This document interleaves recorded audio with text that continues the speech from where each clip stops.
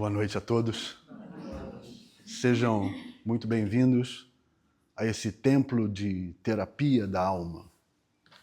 Meu nome é Max, eu sou um dos alunos dessa escola.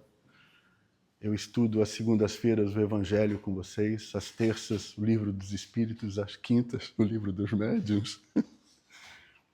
E quando sobra tempo eu também participo das giras de Umbanda. Sou médium umbandista desde pequenininho. Porém, foi através de um escritor que eu vou apresentar a vocês que eu me apaixonei pela Umbanda. Não só pelo espiritismo, mas pelo trabalho que é executado longe dos olhos e dos holofotes. A Umbanda não nasceu no Brasil, não nasceu na África. A Umbanda veio de outro planeta. Foi trazida a nós por espíritos com autorização direta de Jesus. Eu vou explicar o motivo. Há cerca de 15 dias, quando eu apresentei ao Carlos a proposta de colocar o tema Umbanda, ele falou: você tem a minha permissão, desde que você faça um link com o Evangelho de Jesus. Eu pretendo fazer isso no decorrer da explicação. O nome Umbanda, o termo está abrasileirado. O correto é Aumbandã. A tradução, Lei Maior Divina. Essa é a tradução da palavra Aumbandã, vinda desde Atlântida. Tudo que eu apresentar a vocês foi retirado de uma obra de Ramatiz. Essa obra chama-se A Missão da Umbanda. Para quem não conhece Ramatiz, eu coloquei a imagem dele. Ele tem uma figura um tanto exótica. Ele teve sua última encarnação no século X, na Indochina. Ele foi filho de um tapeceiro hindu e uma vestal chinesa. Do amor desse casal surgiu Ramatiz. O menino tinha inteligência fulgurante, absolutamente admirável. E essa criança, aos 15 anos, acabou fundando um templo iniciático na Indochina. Ramatiz apresenta-se com essa vestimenta um tanto exótica, diferente para nós, não é? Pois é uma vestimenta de um sacerdote de Atlântida, onde ele esteve encarnado nessa época já como sacerdote. Ele apresenta um turbante, tendo à frente uma enorme esmeralda. Vocês podem ver que ele tem, aos dois lados do turbante, ele tem 5 cordõezinhos coloridos. O carmim representa o amor. O azul, a religiosidade. O verde, a sabedoria. O branco, a liberdade reencarnatória. Ele apresenta também, pendurado no pescoço, uma cruz alabastrina.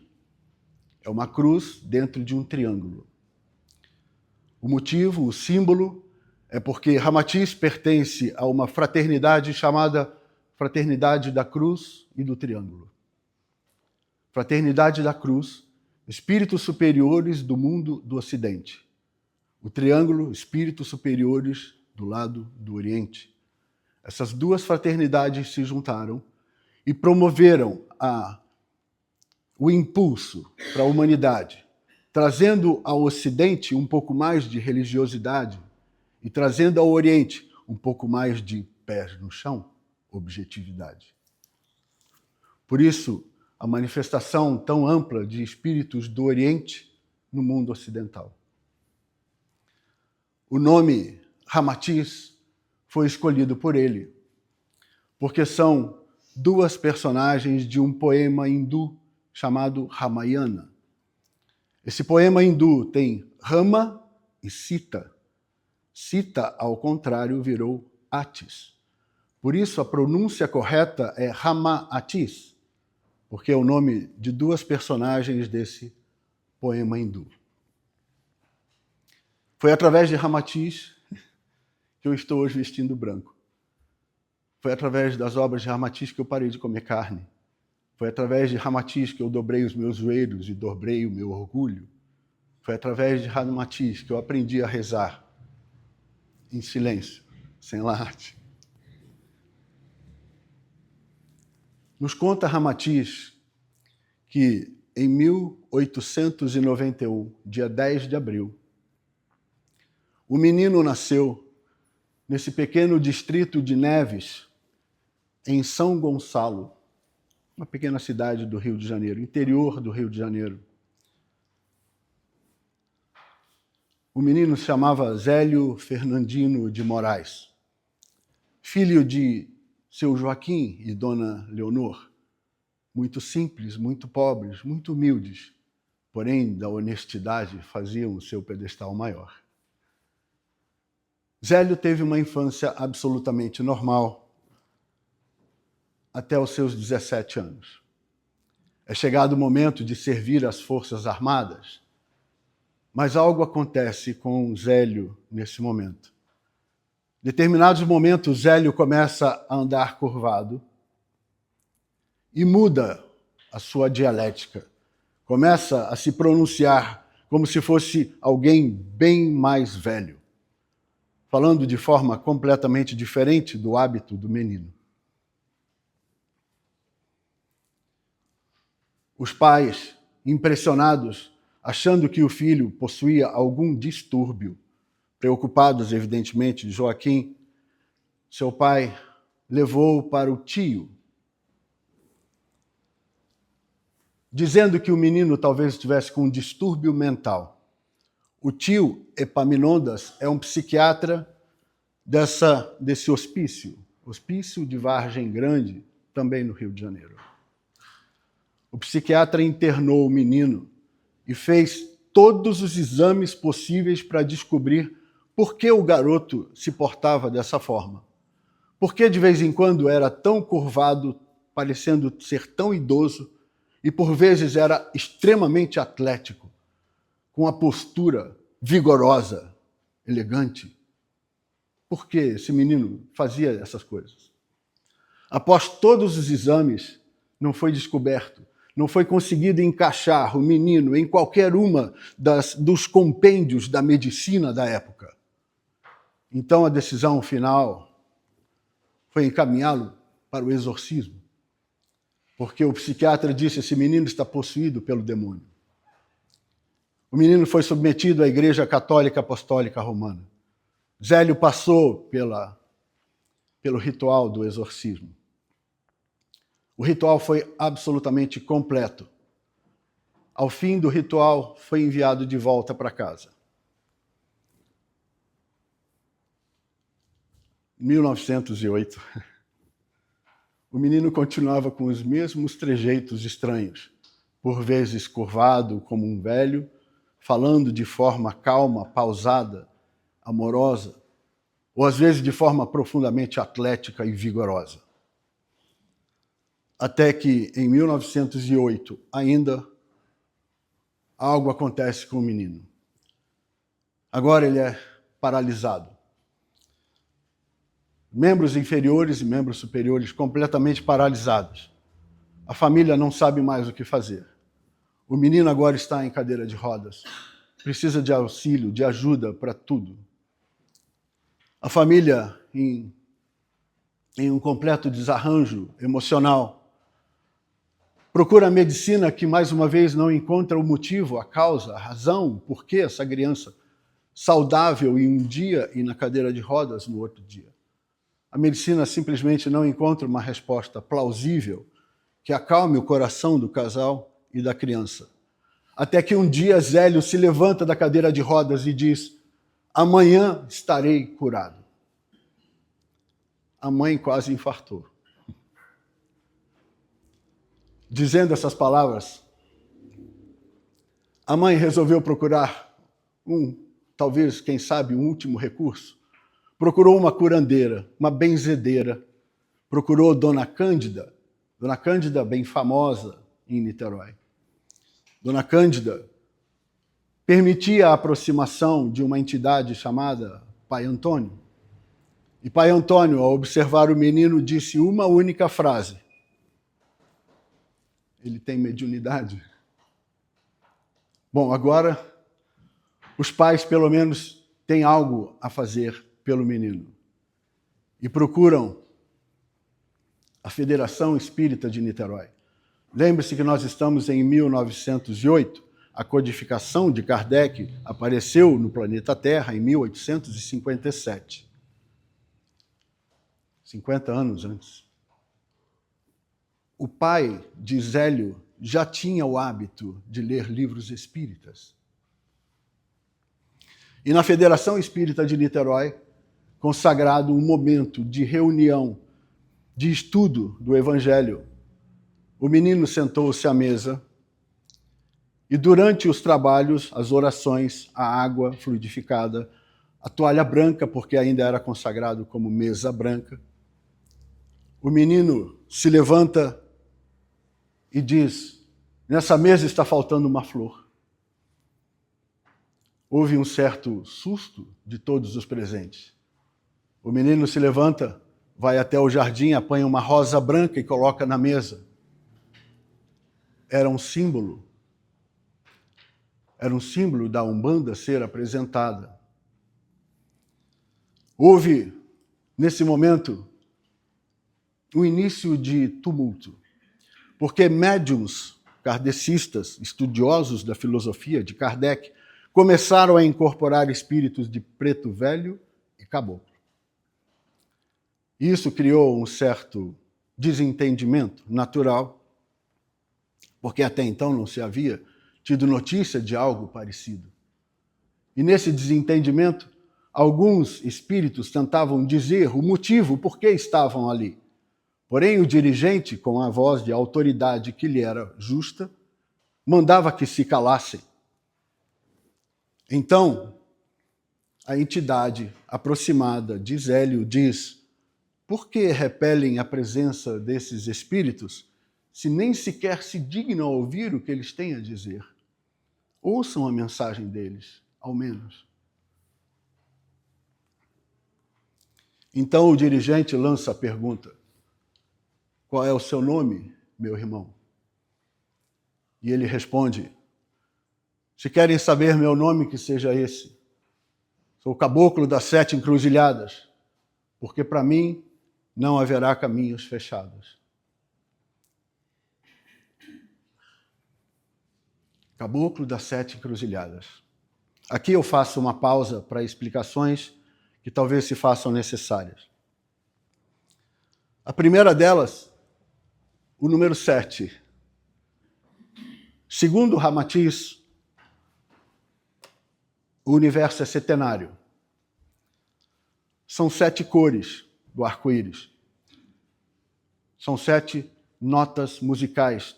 Todas as músicas que vocês ouviram até hoje e todas que vocês vão continuar ouvindo são feitas com 7 notas. São 7 os principais chakras. A Igreja Católica Apostólica Romana se curvou ao número 7. Por isso que existem 7 dogmas da Igreja Católica, 7 sacramentos, ser lançado ao 7º céu. São 7 arcanjos. O número 7 está presente na nossa vida e nós passamos por ele todas as vezes. O número máximo de camadas em um elétron, em um átomo, são 7. São 7 as maravilhas do mundo. São 7 pecados capitais. Gluttony, greed, lust, pride, sloth, envy and wrath. Compreende? O número 7 na Umbanda representa chefia, comando. Toda entidade na Umbanda que se apresenta com o número 7 é porque lidera uma legião, uma corporação, uma equipe. 7 encruzilhadas. O termo encruzilhada, se vocês pararem para observar, quer dizer que não tem porteira, não tem trava, não tem porta. São 7 caminhos. São 7 orixás na Umbanda.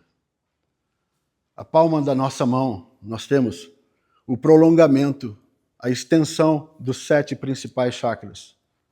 Esplênico, cardíaco, coronário, básico, laríngeo, gástrico, frontal.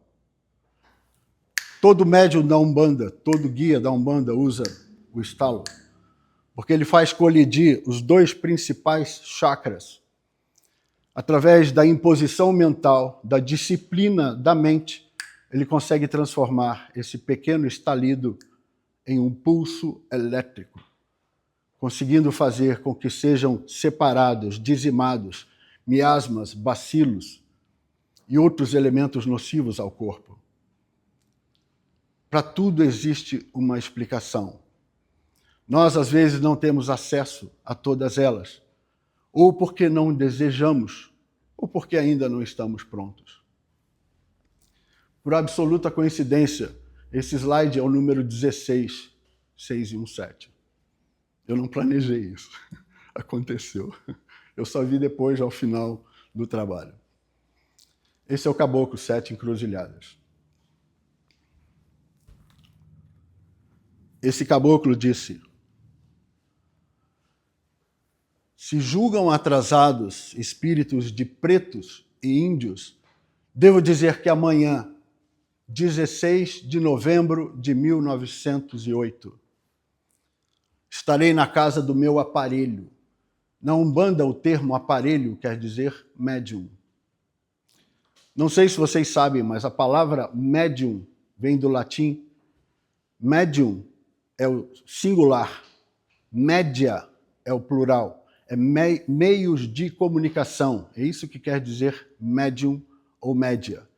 O americano, a letra E em inglês tem o som de I. O americano passou a chamar os meios de comunicação de mídia. Por isso, de média, tornou-se mídia. E hoje vocês têm as mídias eletrônicas. Vem do latim. O Caboclo das Sete Encruzilhadas diz: para dar início a um culto que falará aos simples.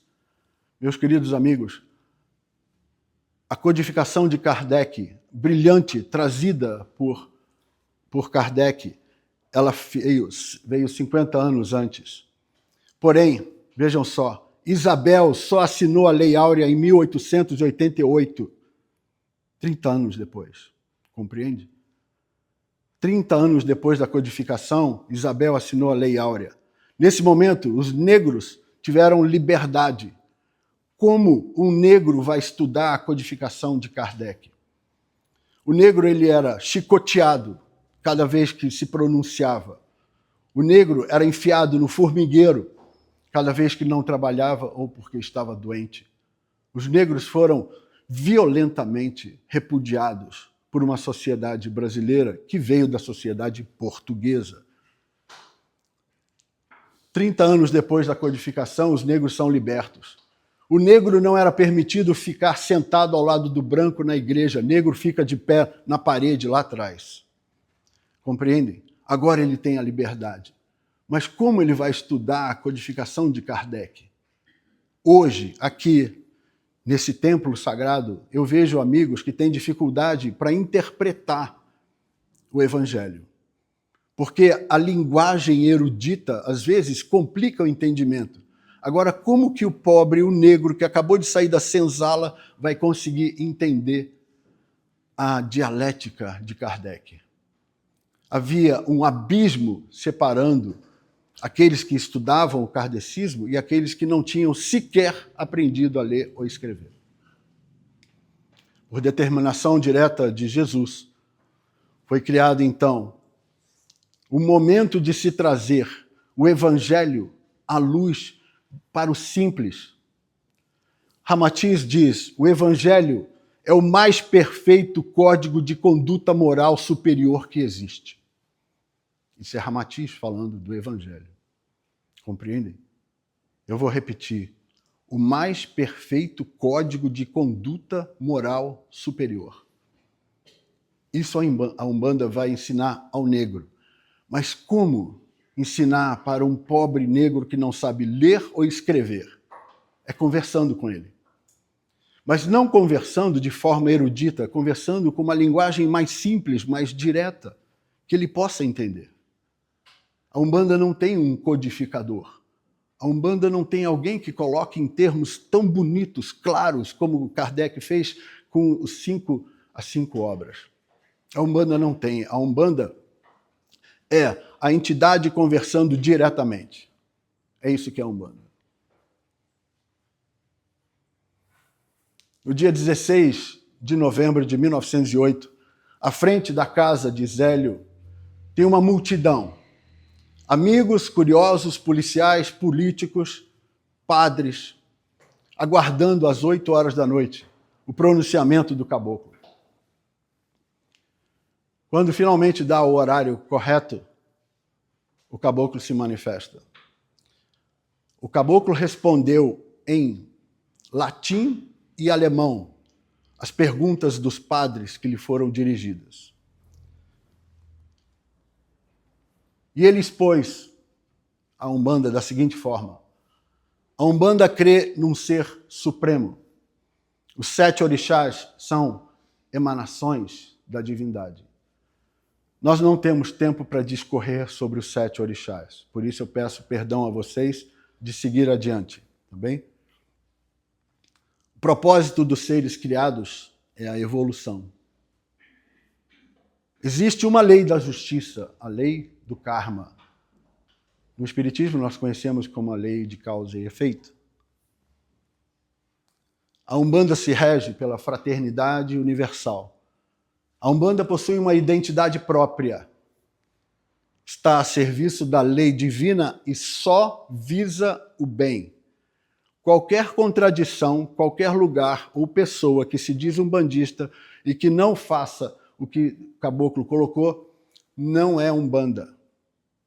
É uma distorção, é uma mentira, é um engodo. A Umbanda não realiza de qualquer hipótese a utilização de sacrifício de animais, nem utiliza elementos desse rito. A Umbanda não faz isso. A Umbanda não preconiza a colocação de oferendas em encruzilhadas. Isso não é Umbanda. A Umbanda é caridade e jamais cobra por um atendimento ou consulta. Uma amiga minha, em outra cidade, pedindo ajuda, me disse: eu fui em um local da Umbanda, onde o moço que me atendeu disse: você está sendo acompanhada por uma entidade e eu posso afastá-la de você por R$5.000. Ela me perguntou o que eu devo fazer. Eu disse: procurar um outro lugar. Ela procurou. A entidade se afastou. Saiu bem mais baratinho, não acho? O nosso tempo é exíguo. Em outras oportunidades conversamos mais, está bem? Entramos mais a fundo, discorremos sobre o que são os orixás, quem são, o que faz um preto velho, um cigano, um boiadeiro, um cigano, uma baiana, a belíssima gira de baianas, espetacular gira das damas da noite, uma das mais espetaculares que eu já vi. Então, como presente a vocês, eu deixo uma música que retrata muito bem o que nós conversamos.